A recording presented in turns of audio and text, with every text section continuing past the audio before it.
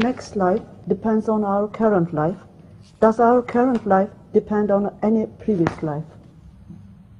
You don't have any previous life. This question from Brother Nur Muhammad. Tell him, you do not have any previous life. How could your life depend on any previous life?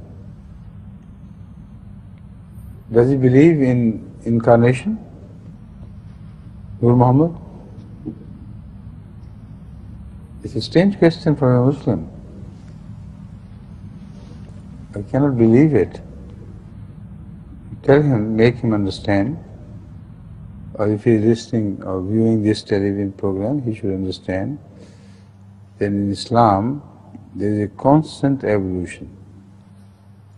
Man will never be reverted to his physical existence after his soul has departed him, his body.